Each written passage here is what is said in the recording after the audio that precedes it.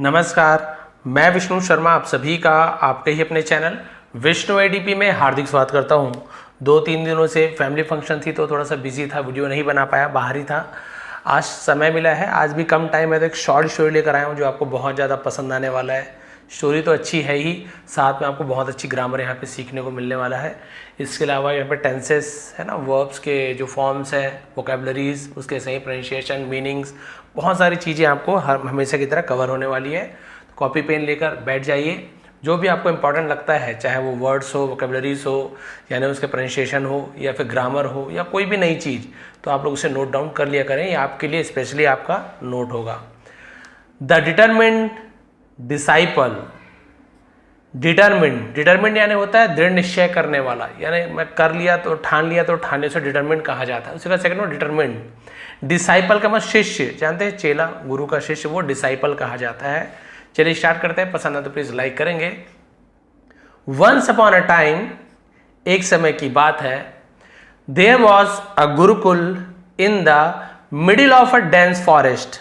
There introductory word है, इसका कोई मीनिंग नहीं निकालेंगे, सब्जेक्ट नहीं होता तो देयर का यूज किया गया है। वॉज यानी था, अ गुरुकुल एक गुरुकुल था। गुरुकुल जैसे पहले जमाने में होता था, बच्चे वहां जाके पढ़ते थे, वहीं रहते थे, उसे गुरुकुल कहा जाता है। इन यानी में, द मिडिल, ये एक साल लिखा, डेंस यानी इसका आधा भाग यहाँ पे, मिडिल यानी होता है बीच में, ऑफ यानी के, अ डेंस एक घने, फॉरेस्ट यानी जंगल। क्लियर है? तो एक घने जंगल के बीच में एक गुरुकुल था। Where many student studies, where यानी कहां भी होता है, वेयर यानी जहां भी होता है, यहाँ पे जहां होगा, जहां मेनी स्टूडेंट्स बहुत से विद्यार्थी, स्टडीड पढ़ते थे, अध्ययन करते थे। तो स्टडी का सेकंड फॉर्म स्टडीड है, पास्ट सिंपल टेंस है, वर्ब का सेकंड फॉर्म आएगा। इन एंशिएंट इंडिया, एंशिएंट मतलब क्या होता है? प्राचीन, पुराने समय को प्राचीन में एंशिएंट कहा जाता है। इंडिया प्राचीन भारत में। क्लियर हो गया यहां तक के? Children would study away from home in a Gurukul for many years. मैंने अभी जो आपको बात बताई वही लिखा हुआ है। प्राचीन काल में चिल्ड्रन वुड स्टडी, बच्चे, वुड पास्ट का कोई बता रहा है कि भाई ऐसे करते थे, ऐसे रहते थे, वैसे जाते थे, हम वहां पे वुड का यूज किया जाता है। ये विल के जगह वुड वाला रूल नहीं है। वुड का मतलब ही पास्ट में जाता था, खाता था, ऐसे चीजों के लिए भी वुड का यूज किया जाता है ना। पास्ट में कुछ बता रहे हैं कि हम यहाँ रहते थे, खेलते थे, ऐसे। चिल्ड्रन वुड स्टडी, बच्चे अध्ययन करते थे। अवे यानी होता है दूर, फ्रॉम यानी से होम, घर से दूर अध्ययन करते थे। इन यानी में, अ गुरुकुल, गुरुकुल में, फॉर मेनी ईयर्स, फॉर के लिए वाला फॉर नहीं है, मेनी ईयर्स कितने सालों के लिए पता नहीं है। अभी यहाँ पे रहता है कि भाई 1984 से 2024 से, तो फिर सिंस का यूज किया था, बट बाकी 10 साल से 20 साल से, बहुत साल से वहां पे फॉर का यूज किया था। क्लियर हो गया? यही चीज मैंने अभी आपको बताई थी कि बच्चे कई सालों तक घर से दूर गुरुकुल में पढ़ते थे, पहले ऐसे होता था। The master treated all the children equally. The master यानी जो गुरु होते थे, ट्रीट करना यानी बर्ताव करना, व्यवहार करना, उसे ट्रीट कहते हैं, उसी का से ट्रीटेड, व्यवहार करते थे। ऑल द चिल्ड्रन, सभी बच्चों से इक्वली यानी बराबर रूप से। And provided them with the same education. And provide यानी किसी को देना, प्रदान करना, उसी का सेकंड प्रोवाइडेड, और प्रदान करते थे, देम यानी उन्हें, विथ द सेम एजुकेशन, वही शिक्षा, यानी जो एक बच्चे को, चाहे गरीब हो, अमीर हो, है ना, किस जाति का, उससे मतलब नहीं, वो सबको बराबर शिक्षा प्रदान करते थे। ये देखिए, बढ़िया आश्रम में रहते थे और बच्चे सीखते भी थे, झाड़ू पोछा लगाना, खाना बनाना, हर चीज की शिक्षा दी जाती थी, ऐसे नहीं कि केवल पढ़ाई की।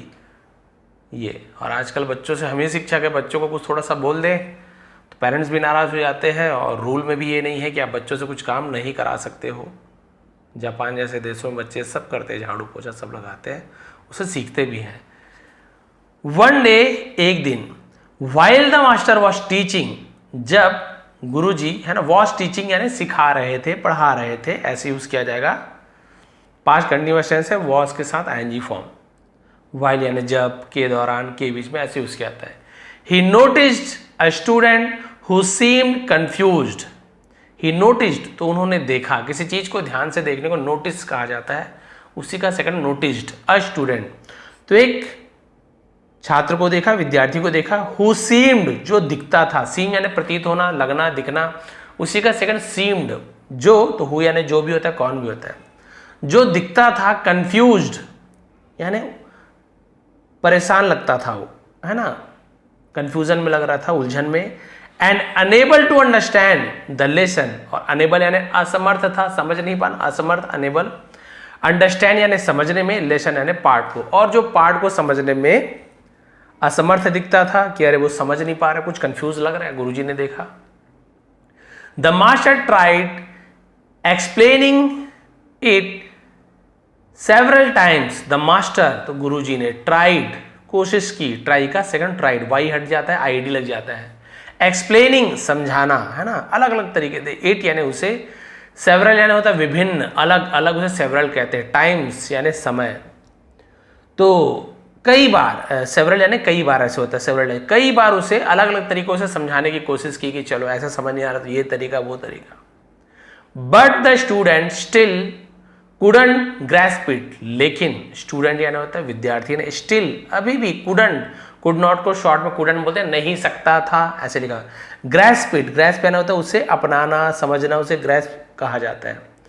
लेकिन उसके बाद भी वो उसे अपना नहीं पाया, समझ नहीं पाया, क्या बोल रहे हैं, पकड़ ही नहीं पाया, क्या समझा रहे हैं। फ्रस्ट्रेटेड, फ्रस्ट्रेटेड मतलब होता है निराश होकर, उसे फ्रस्ट्रेटेड, निराश होकर। The master asked the boy to show his palm, गुरुजी ने आस्क्ड यानी कहा, आस्क्ड यानी पूछा भी होता है, और किसी को कुछ करने के लिए कहते हैं तो भी वहां पे आस्क्ड का यूज किया जाता है। मास्टर आस्क्ड, गुरुजी ने कहा, द बॉय, लड़के से, टू शो, दिखाने के लिए, हिज पाम, यहां पर भी पाल्म नहीं पढ़ेंगे, पाम पढ़ेंगे, एल साइलेंट है, पाम यानी होता है ये आपकी पंजे को, है ना, पाम कहा जाता है। पंजा दिखाने के लिए कहा, हथेली दिखाने के लिए कहा। द मास्टर हु न्यू पाल्मिस्ट्री, तो जो गुरु थे, है ना, हु यानी जो, न्यू जानते थे, नो का से KNOW, नो यानी जानना, उसमें KW साइलेंट होता है, वैसे न्यू, है ना, K साइलेंट होता है, न्यू यानी जानते थे। केवल NEW न्यू लिख देंगे तो न्यू यानी नया होता है, न्यू हो, नया घर। बट जानता था तो K लगाना जरूरी है, KN यदि एक साथ हो तो K साइलेंट होता है, लेकिन लिखना जरूरी है ना। जो जानते थे, पाल्मिस्ट्री का मतलब होता है हस्तरेखा, हाथ देखने वाला, उसे पाल्मिस्ट्री कहा जाता है। Looked at the students hand and said, अब उसने विद्यार्थी के, अपोस्ट्रोफी ने कहा कि के विद्यार्थी के हाथ को देखा और कहा, से का सेकंड फॉर्म होता है सेड। अब वो जानता था हथेली देखने, उसका हथेली देखा और कहा, यू शुड गो बैक, तुम्हें, शुड यानी चाहिए, गो यानी जाना, बैक यानी वापस, तुम्हें वापस चले जाना चाहिए, होम यानी घर, तुम्हें घर वापस चले जाना चाहिए।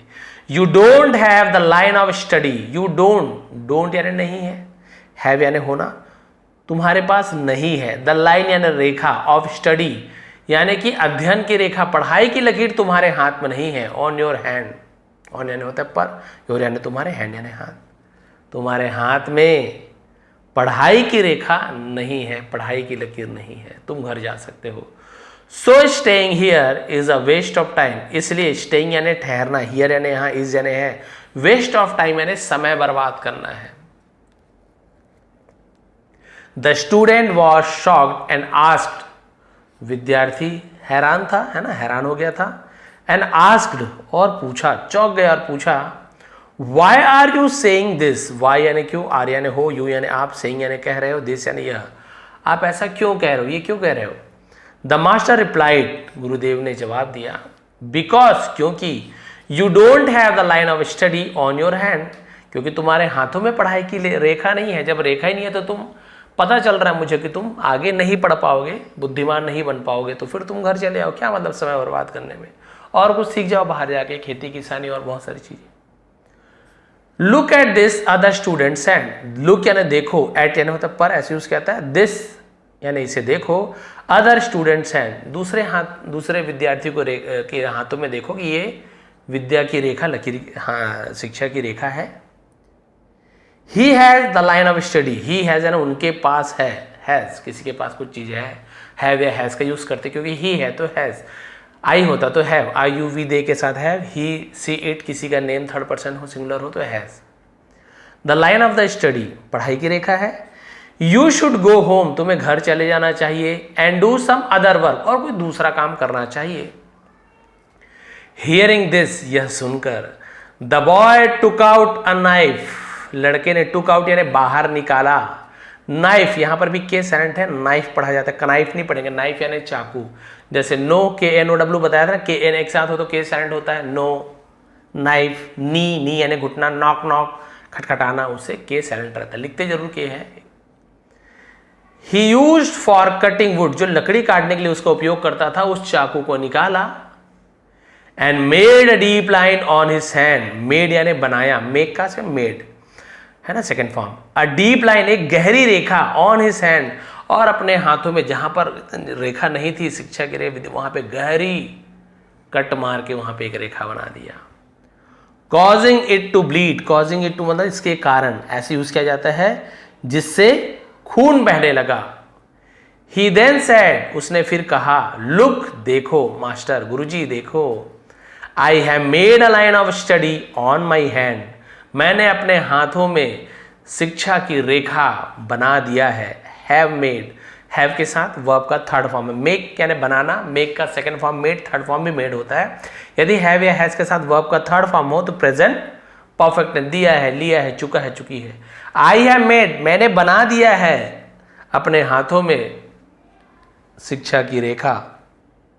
Will you teach me now, क्या आप मुझे पढ़ाओगे, विल गागीगे फ्यूचर टेंस है, सब्जेक्ट के पहले विल आगे इंट्रोडक्टिव वर्ड है, सॉरी इंट्रोगेटिव वर्ड है, प्रश्नवाचक चिन्ह लगा हुआ है, सवाल पूछते हैं, विल पहले लग गया। यहीं पे ऐसे होता है, you will teach me now, अब आप मुझे पढ़ाओगे, लेकिन विल पहले आ गया सब्जेक्ट के तो सवाल बन जाता है, will you teach me now, क्या आप अब मुझे पढ़ाओगे, तो सवाल बन जाता है यदि हेल्पिंग वर्ब सब्जेक्ट के पहले आ जाए। एंडिंग होने वाला है, देखिए अब उसने लकीर ही इसलिए तो लिखा हुआ डिटरमाइन करके। द मास्टर वॉज मूव्ड, अब वो जो गुरु जी, मूव्ड यानी क्या हो जाए, द्रवित हो जाना, एकदम ज्यादा है ना, तो जो गुरुदेव जी थे, to tears by the boy's determination, determination वही है दृढ़ निश्चय, तो लड़के के दृढ़ निश्चय को देखकर गुरुजी की आंखों में आंसू आ गए।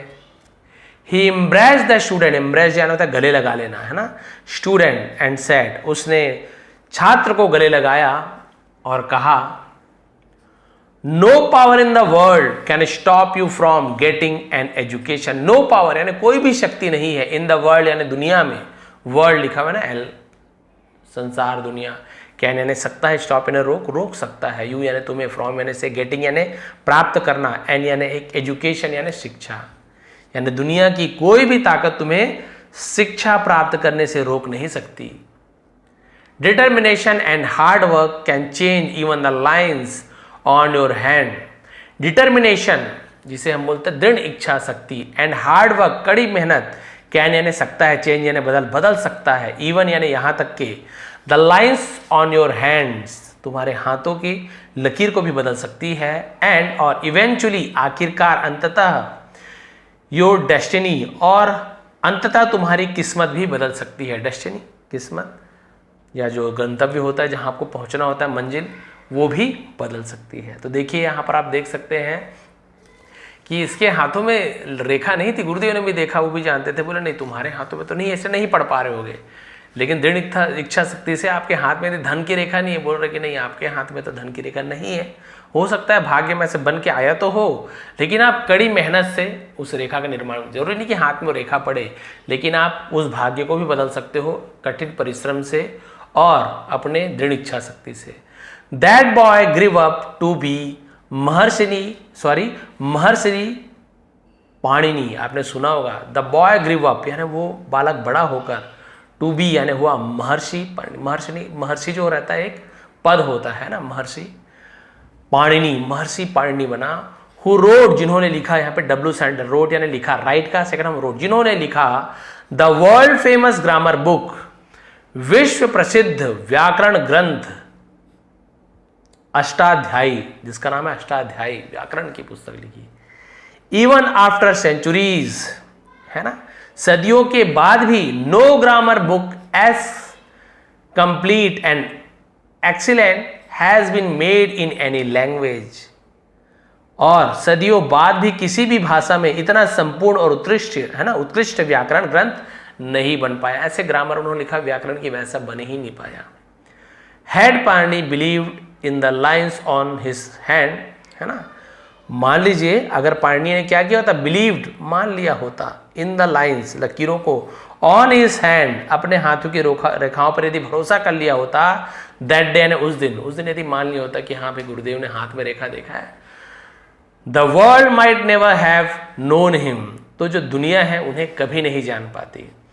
इंस्टेड यानी के बजाय, he trusted his hard work and made a name for himself, उन्होंने खुद के मेहनत पर भरोसा किया और फॉर हिमसेल्फ, और खुद का नाम बनाया उन्होंने।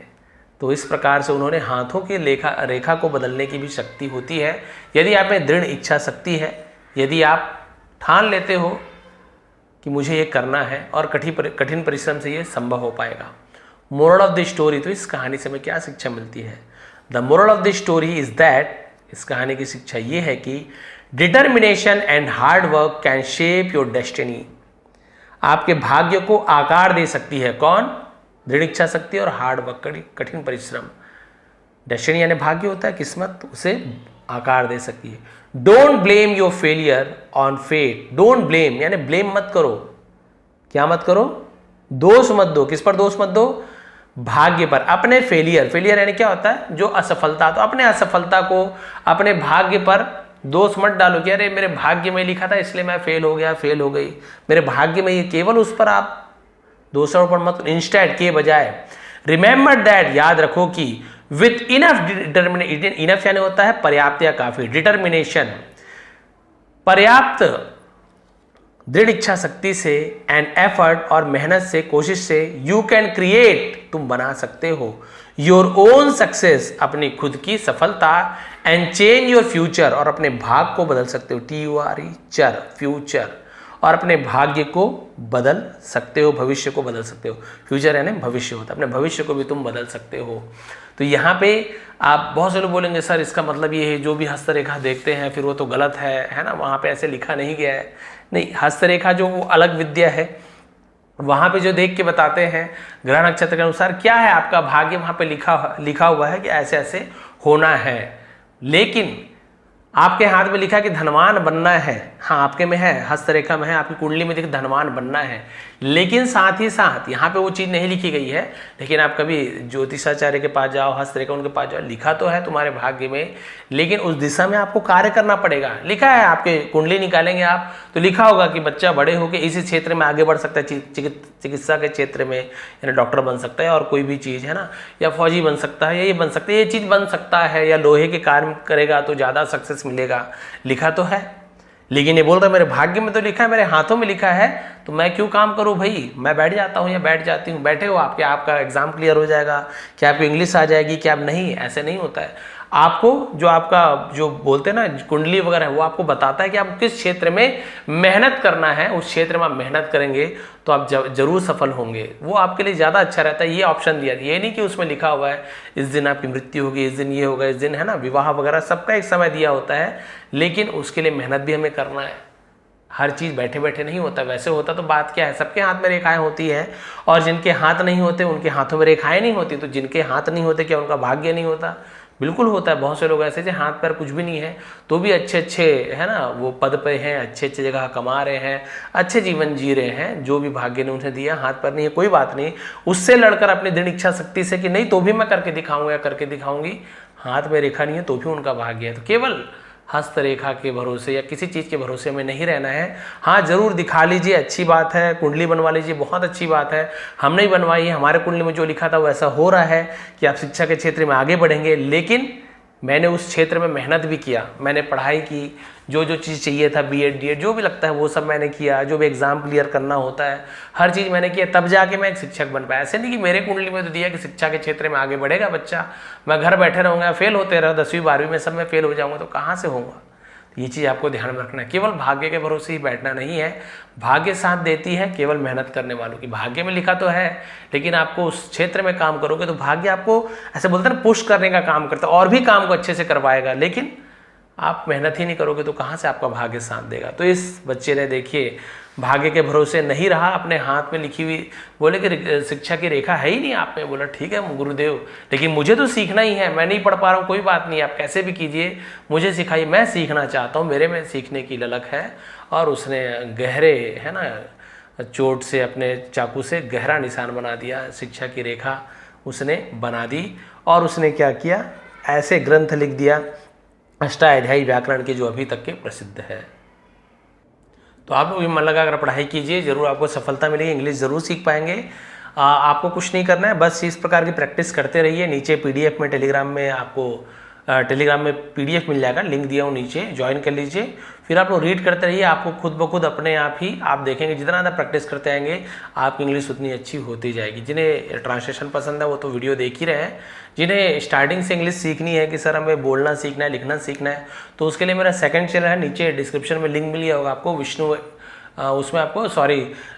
उसमें आपको चैनल में लिंक लिखा हुआ है नीचे, उसको आप लोग ज्वाइन कर लेंगे। हमारे सेकंड चैनल का लिंक नीचे आपको डिस्क्रिप्शन में मिल जाएगा, ओनली फॉर स्टूडेंट करके है, ज्वाइन कर लीजिए। वहाँ पे मैं वीडियो बनाने वाला हूँ डे 1 से, कैसे आपको बोला जाए, कैसे बोलना है, परिचय कैसे देना है, हर एक चीज़ मिलने वाला है, तो उसे भी ज्वाइन कर लेंगे, सब्सक्राइब कर लेंगे। सब फ्री है, सब आपको फ्री में मिलने वाला है। पीडीएफ भी डिस्क्रिप्शन में नीचे लिंक में मिल जाएगा आपको टेलीग्राम का, वहाँ भी फ्री में आपको पीडीएफ मिल जाएगा, ताकि फिर से आप रीड कर सको।